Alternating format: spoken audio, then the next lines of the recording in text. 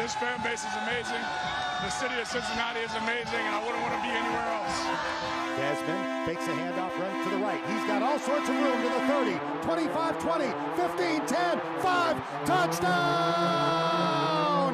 Bearcats! 20, 25, toward the middle of the field at the 35, and he is gone! Trey Tucker will take it 98 yards to the house. A nip at night knockout as the Bearcats send a message to the college football world. Did you see that? Howdy folks, welcome back to Viva La Cats. I am your host, Justin Hiles, and my friend Steve is not here today, but we are making our third stop on the Big 12 Truck Stop Trail. That's right, the Big 12 Truck Stop Conference. It's a thing. We represent Cincinnati for the 1012 Network, and we are joined today by another 1012 Network show, Boscoes Boys, representing K-State. We have Scott from Boscoes Boys, so stay tuned for that one. It's fun. It's going to be exciting, and you'll get to learn a little bit about K-State, EMAW, Willie, and maybe some Chiefs talk too. Have fun. Hey there, Bearcats. Welcome back this week on the Big 12 Truck Stop Trail. Again, we are the Truck Stop Conference, and we're sticking to it. We have Boscoes Boys. We have Scott McFarland of Boscoes Boys. You can find him at Scott Wildcat.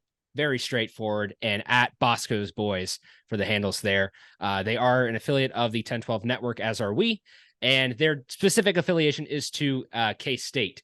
Well, I guess if that's official or not.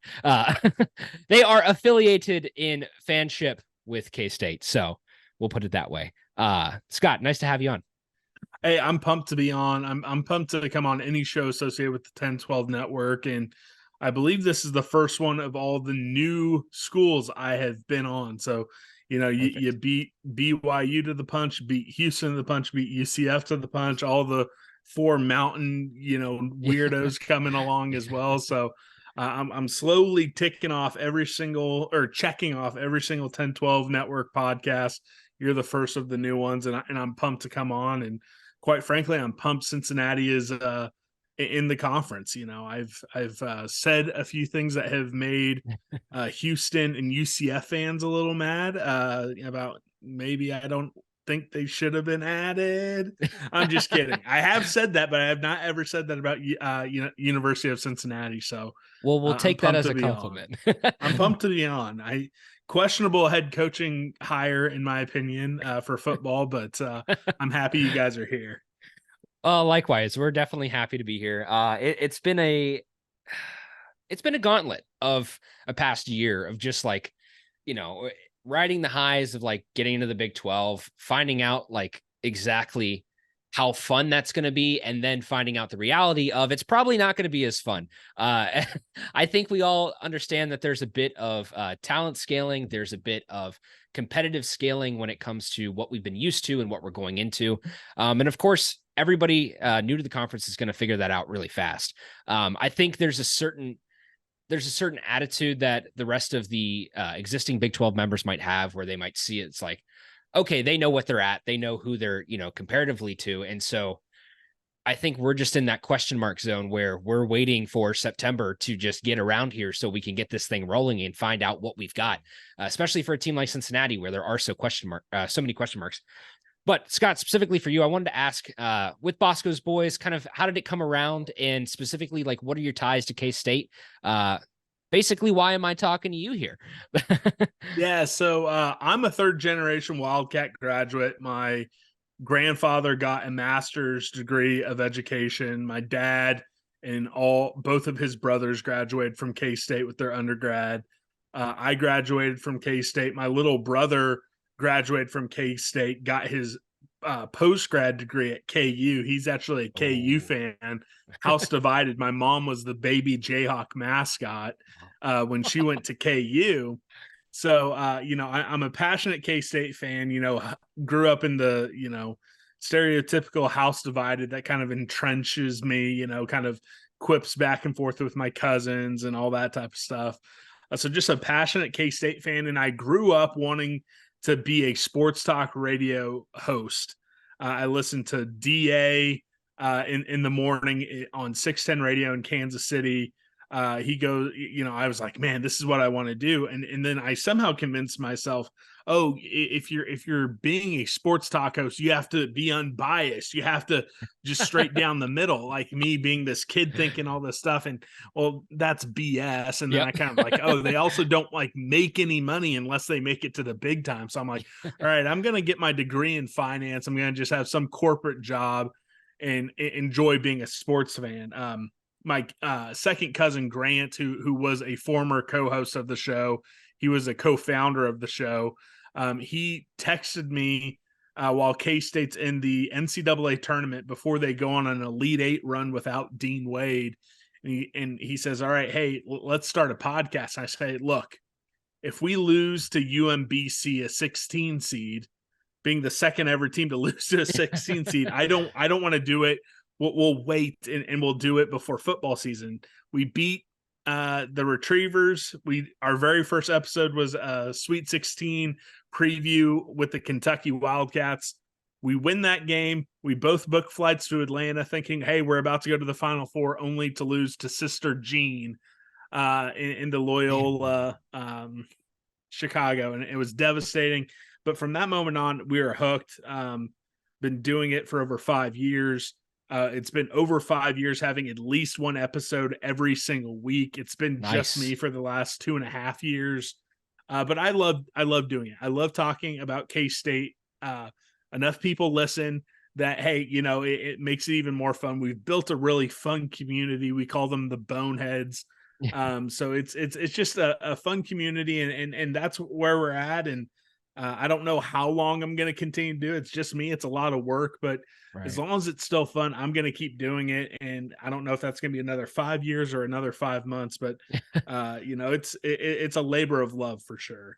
Yeah. I mean, that's the way it should be. That's the best part about this, is being a diehard, passionate fan from birth of your school. I think there's a lot of tweeners for a lot of people who just don't really know where they sit. And so when you're guys like us who grew up around it, are second generation, third generation type, graduates of those universities they love, it makes it all the more fun to talk about this kind of stuff. He did make a very good point about the 2018 team, that tournament and that quadrant of the bracket. We also did not have a fun time. We're not going to get into any sticky details on that, but we really saw the path. It was, beat a few teams, beat K-State, and we're in the Final Four. So we had the aspirations too, if it makes you feel any better, for the Final Four that year. You guys just didn't crash and burn quite the same way that we did. Regardless of that, so this is kind of, on the Cincinnati trail here. We want to know, for a K-State fan, you mentioned being excited for Cincinnati. What is the thing about Cincinnati that would make you gravitate towards them, and why are you excited for us to join the conference? Yeah, I think it really kind of comes back to your guys' history and you guys having an engaged fan base in both sports. Like, so Nippert Stadium, it's like one of those cool, classic on-campus type stadiums. And I'm also like a big MLS fan, so I also kind of have memories of FC Cincinnati starting off in Nippert Stadium and the Bailey and all that type of stuff. Mm-hmm. But, it's a cool stadium. There are games, and it doesn't matter what conference Cincinnati has been in, because, there was some bouncing around, in your lifetime, this is your fourth or fifth conference that Cincinnati's been in. Yeah, just about. Yeah, my math might be off a little bit, but you have kind of memories of, just like a night game, and it could be a ranked game, or hey, maybe it's just a random game that's on a weeknight, but the fans seem to pile in there. It seems to be a fun atmosphere. In the idea of like, a Bearcat. It's like, what the hell is a Bearcat? And it's like a fun logo.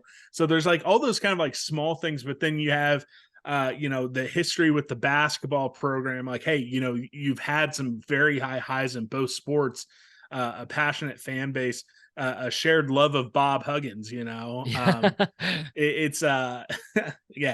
left K-State for another job, left you guys under a problem he seemingly has never been able to kick. But it's just there's a lot of pedigree in both of the big sports with a seemingly passionate fan base. And I think when you kind of take a step back and you look at conference realignment for the Big 12, where up until the Pac schools have come over, it's kind of been like, okay, we're elevating some of these teams. And I don't think, and I'm not going to make any friends, like when TCU was elevated, yeah, their football program was great, but I don't think their fan base has ever gotten to the point where, oh, this fits in with this super passionate conference.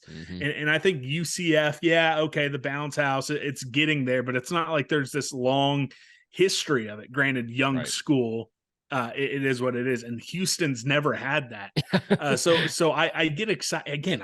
I'm not making any friends. Houston's catching strays, but we shoot them out too. So it's very fair. And I want to give a shout out to I think it's the Scott Holman podcast and the 1012 Network. I went on their show, so I lied.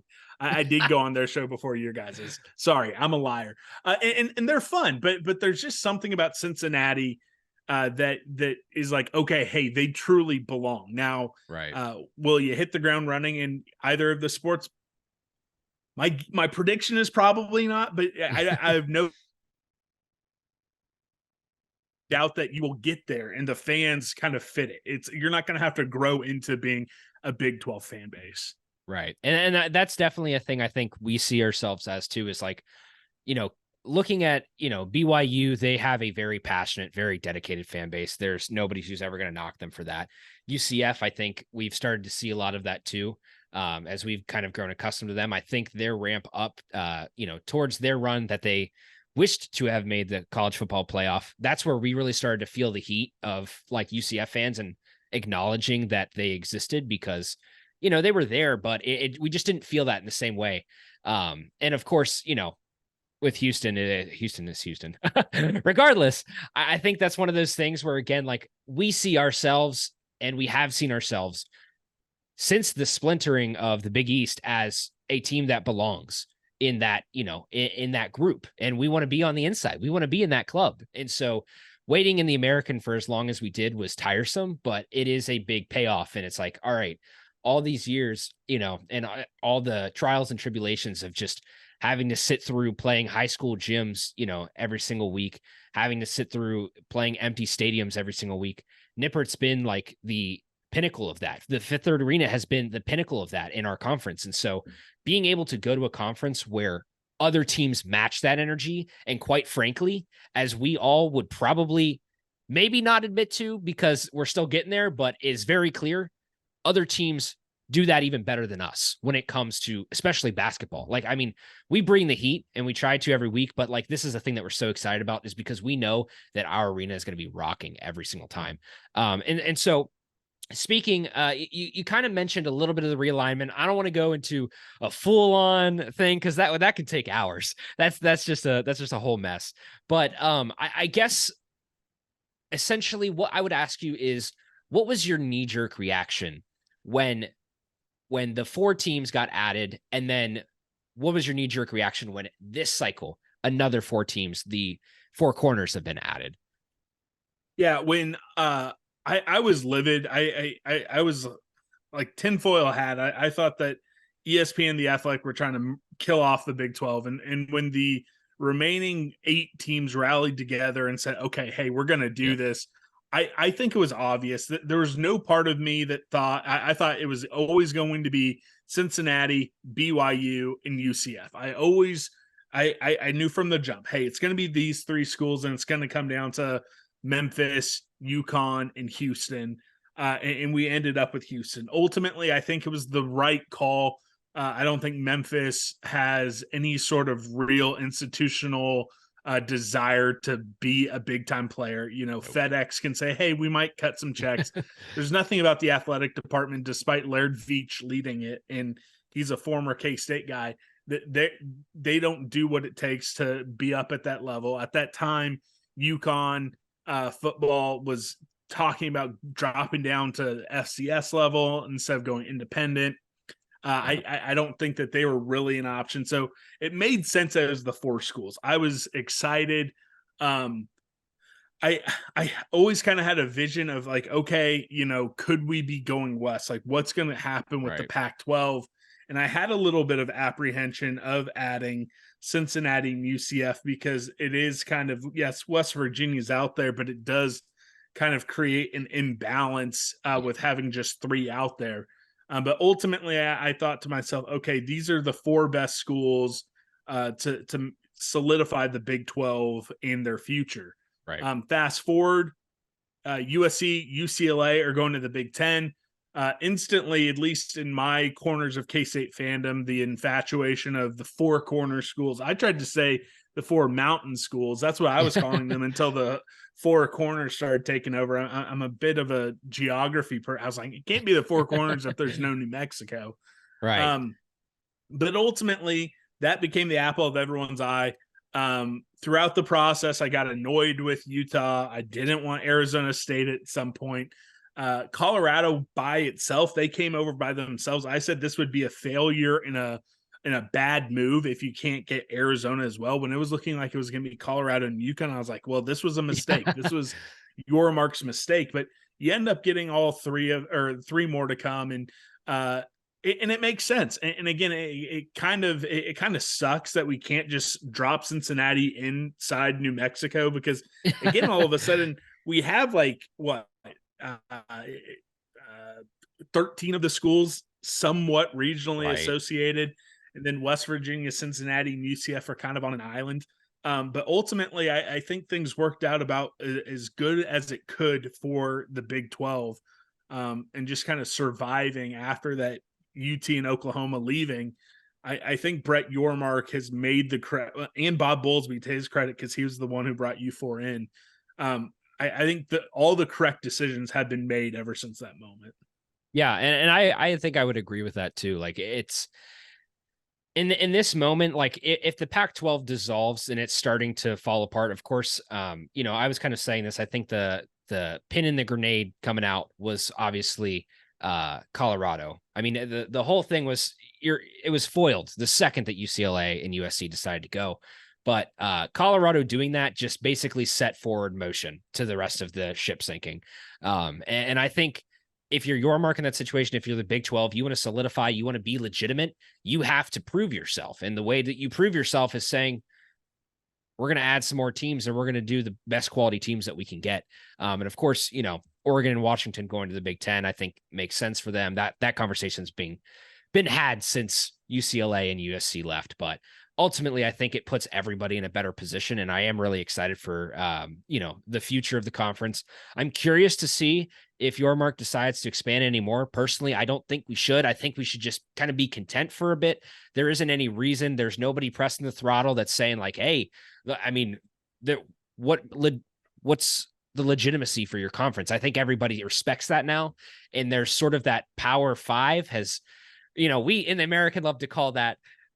Formerly the American loved to call that the Power 6 and include ourselves as much as possible, albeit, kind of a joke. I think going into the Power 5 now dissolving into the sort of Power 4, which realistically nobody's looking at the ACC and being like, well, that's a power conference too. You've got 3 main contenders now. And so being the future of that and being a little bit more lock steady, it's great. And it's nice to be a part of a team that actually, is on the right side of the fence for once, like ever. That's been a long time coming. As far as more Kansas State specific items here, Steve gave me a question for you, and he wanted to have this answered. Is Willie weird? So I never thought that growing up. And it really wasn't until like the last few years on Twitter where people are like clowning on him for just having like a big old wildcat head and a human body. Truthfully, never once was like, oh wow, that is kind of weird. Sure, but it doesn't bother me. I mean, he can dunk a basketball, he can spear a guy at midfield and give him a seizure, and then that tradition goes away. There's some fun there's some really fun YouTube videos. Sounds like we're gonna have to find a link for that. Yeah, Willie. I don't think the one where the kid had the seizure is on the internet. I think that got wiped away. But he used to just run full speed and spear, someone dressed up in the opposing team's jersey at midfield before the game started. It was awesome. It was electric. Sounds like a good time. Yeah, it was. And like, would it make more sense if he had like a full furry body? Yeah, probably. But I mean, he's our kind of cat human hybrid. So He's not a furry, folks. What is EMAW? That was a big question that honestly I did not know the answer to until a little while ago. I did put out a question very recently. I wish I would have thought of this earlier today. But what does EMAW stand for? Wrong answers only. So far, the only answers were excited men and women, and even moms are watching. So what does it actually stand for? Yeah. So the acronym is Every Man a Wildcat, but really it's a lifestyle. It really is it's more than just the acronym. It just kind of like it encompasses kind of the rabid part of K-State's fan base. Like, are you an EMAW? Like, it's like, okay, you could be a little calm. You're not an EMAW. No, you're a shirt tuck is kind of like what we say. Hey, you're tucking your polo in and wearing the belt and all that type of stuff, which I do now, but I have that kind of rabidness. But the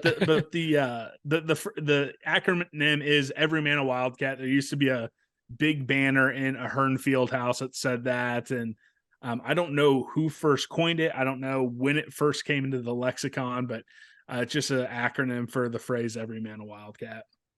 Good to know. That represents the diehard space of the culture. So that is now in my radar, and I can lock that one in. Speaking specifically, I want to trail back here real quick.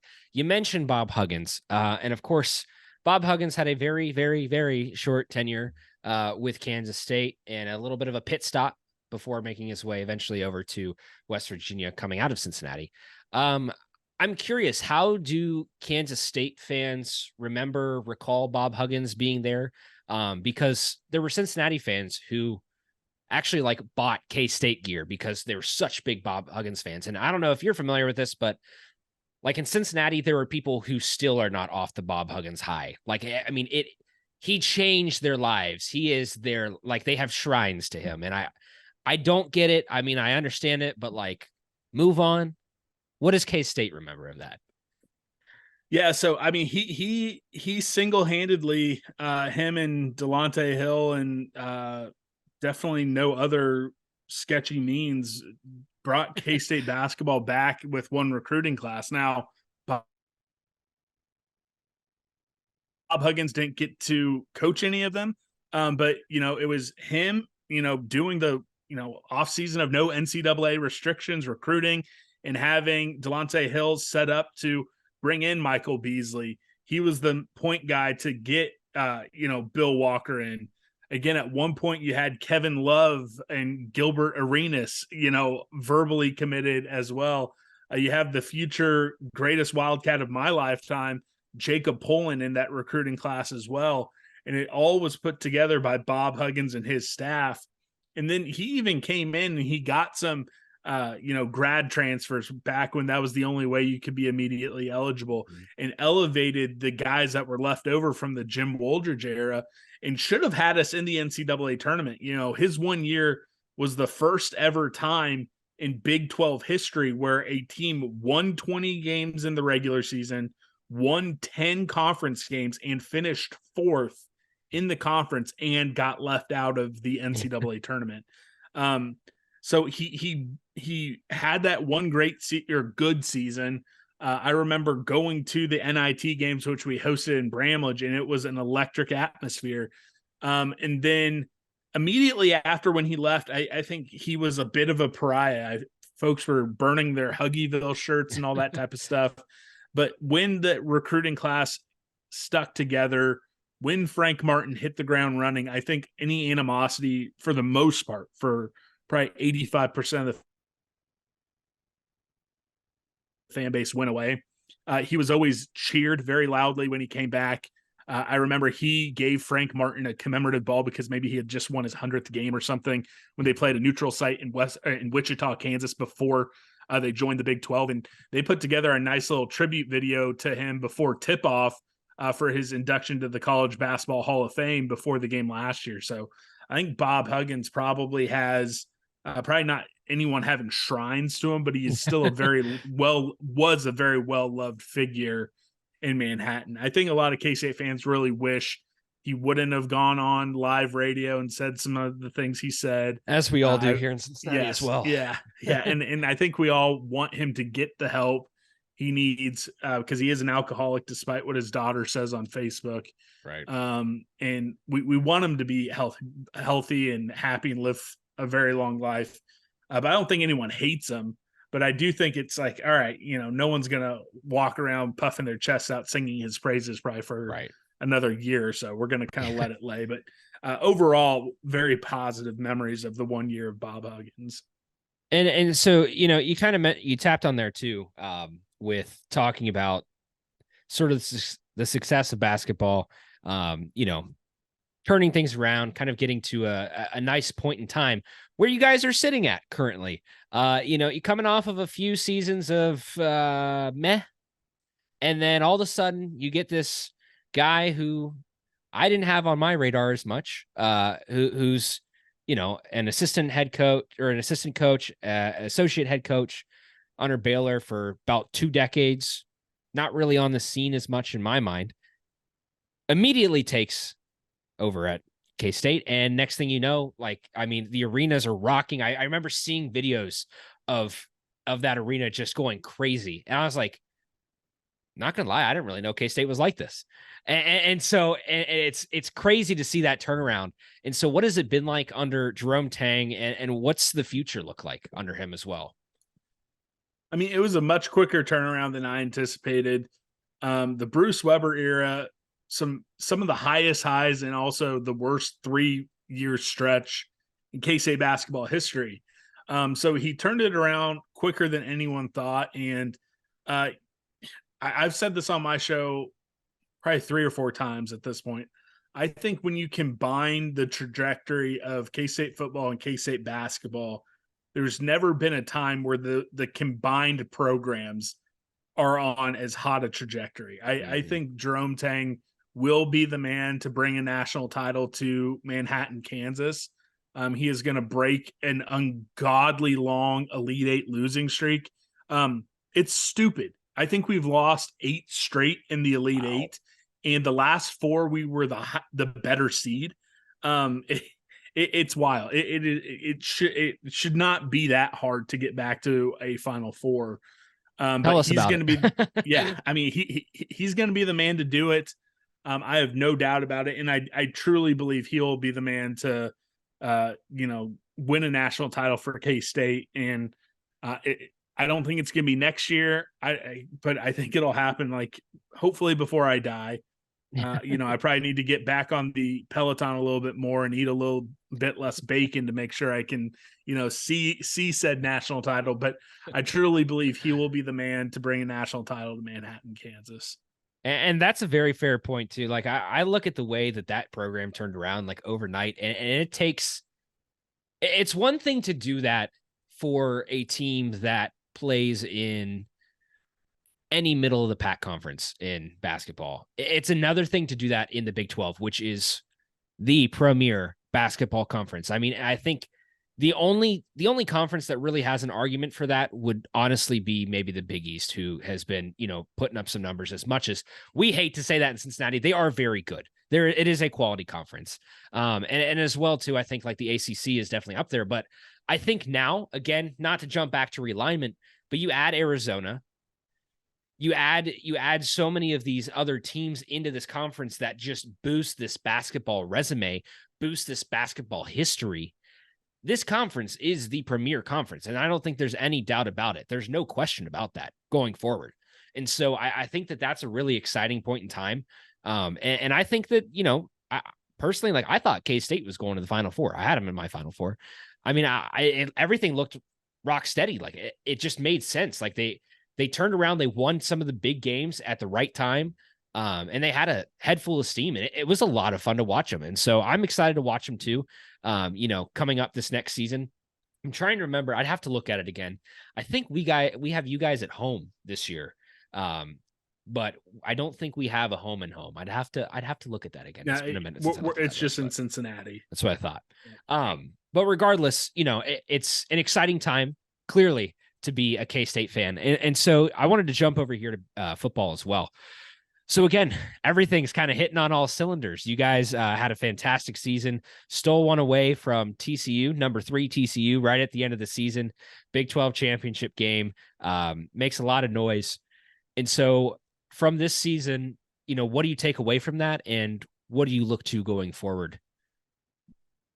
The takeaway is K-State is capable of playing with just about anyone in the country.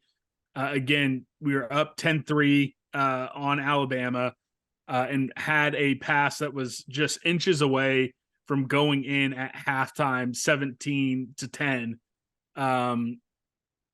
It didn't work out, and then they dog walked us in the final 1 minute of the first half and the entire second half. But you played with them for 28 minutes. You beat TCU. Should have beat TCU twice. Should have won in Fort Worth if it wasn't for a bunch of injuries. And it just kind of sets me up to think that K-State has the opportunity to be playing that first Saturday in Arlington just about every year. Now, is it going to work out like that? No, that's they don't recruit well enough to be a perennial team like Oklahoma ran the conference for the better part of 2 decades.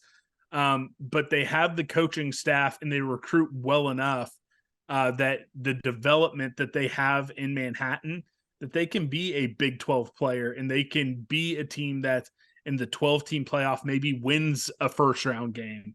I'm not going to sit here and say, they're going to win a national title. No, I think that the gaps in college football are to the point where if you're not, doing the 247 blue chip ratio above 50%, I believe in that. I don't think K-State is going to recruit that well. But who knows? Things could change. But I do think that they could be a team that could contend for 10 wins every season, get to Arlington any season. And I don't foresee any year where K-State comes in with Chris Kleiman and says, our ceiling is not Arlington. I don't see the ceiling's only 7 wins this year as long as Chris Kleiman's here. Right. And I think this is a really interesting, time for K-State too, because you're getting hot at the right time. You've got Texas and Oklahoma going out the door. I am a firm believer. We're not one day officially into the Big 12 stepping on a field yet. We're of course officially in, but not on a field yet. And I can't tell you how many times I've done the horns down. I don't believe in it. I just don't believe in it. I really don't. They're selling crack. I'm not buying it. And I just, every single year, Texas finds a way to just not be back. And I don't understand it. And I don't see how Oklahoma comes off of where they were last year and does an immediate turnaround and it's just like, yep, they're the team to beat. Like Oklahoma, Texas, yep, they're the team to beat. I think there's a lot of legitimacy to K-State, a lot of legitimacy to TCU, to Texas Tech, to some of these teams that, have come up at the right time. And honestly, I really hope they beat the shit out of them. I hope that Texas and Oklahoma fall down the rankings and say, kiss my ass on the way out the door. Like that's what I think says your conference is strong. And thanks for all you did, Texas and Oklahoma, but we don't need you anymore. And honestly, like that's, I think, the exciting part. And so I am with the train of the rest of the Big 12. We in Cincinnati are with the train of the rest of the Big 12. We don't have any ill will towards Oklahoma, but we want to beat them. And Texas, we don't believe in them. See you later. So hopefully we're propping up you guys if it can't be us. Because if it can't be us, we're waiting for somebody else who's going to knock at that door and be ready at the end of the season. I got one last question for you before we go out. We got 3.5 minutes. Again, we're still on the free Zoom here, folks. That's how we work. K-State, it's an hour and a half or so out of Kansas City, right? So, yep. You're a third generation K-State fan. Does this make you a Chiefs fan? Yeah, so I'm actually in my we're gonna have to cut basement for the rest of the episode. That's fine. I'm actually in my parents' basement, Topeka. I'm dog sitting for them. They're in Italy. I'm looking at some Chiefs Super Bowl champion jerseys from Patrick Mahomes, a framed picture with an AFC championship score 23-20 with some confetti. Oh yeah. So see, this is why I didn't want to stretch into this range, because I knew I just knew that you were going to be a Chiefs fan, and I was going to be disappointed. My parents actually met at a Chiefs game, like back when they were trash. So you are the product of a Chiefs game. Yeah, I am. They spent their first full married day at a Chiefs game. I think I was born on the day before a Chiefs Pittsburgh Steelers playoff game, which we lost. I was a Chiefs fan way before. I went on a date with a girl to the field goal game where we kicked like 15 field goals and lost to the Steelers 16-15 in a playoff game. So I have plenty of heartbreak as a Chiefs fan. So I'm going to just soak up all the villain of the NFL, all that type of stuff. But hey, Travis Kelce, he's a Bearcat. Come on now. We'll take it. We'll take it. I mean, and it's nice to see somebody succeeding at that level. You guys are going to be pumped when you see him sitting courtside at Allen Fieldhouse and Bramlage rocking Bearcat stuff. Yes. Right there on the floor. So that exactly. I think you're going to see that, every other season. He'll be in Allen Fieldhouse one year, Bramlage Coliseum the next. Yeah, and I think that this is, it's definitely a fun time to be a Bengals fan, which I have not really had the privilege of saying much of the entirety of my life. But it's fun to be a Bengals fan. It's a good time to be a Chiefs fan as well. And I'm excited to watch these teams battle it out, over the next few years, because it looks like that's going to be the way it is. So unfortunate to find out that you're a Chiefs fan, but understandable. We've got about a minute left. So I have one question for you that's going to send us out. Where's Cincinnati on your list in the Big 12 this year when it comes to football? Where's K-State? I did vote in the preseason media poll. I was one of the handful of folks that voted K-State number one. Was not going to vote Texas, even though they are the most talented. I had Cincinnati at 12. With all the stuff going on at Iowa State, I would have them at least 11, but anywhere from like 7 down to 11. I include you guys in there. Anything could happen. It wouldn't surprise me if you guys only won like 1 or 2 Big 12 games, or if you guys were going to a bowl game. It's going to be a wild Big 12 season. I can't wait for it. And I can't wait for my trip to Nippert, whether it's next season, the following season, whenever it's on the schedule, I'm going to be there. Perfect. Well, it's probably going to cut us off here, but thanks for joining us, man. It was a pleasure to have you on. Go K-State, go Bearcats. See you later. Well, that was Scott of Boscoes Boys. Thank you guys for tuning into this week's episode and the third stop of the Big 12 Truck Stop Trail. Please be sure to like, follow, subscribe, do all the things. We're trying to build this thing up here, so we appreciate all the support you guys can give us. Again, thank you guys for coming back this week, and be in tuned for stop number 4, which we have coming up next week. We don't know where we're going yet, but we'll find out soon.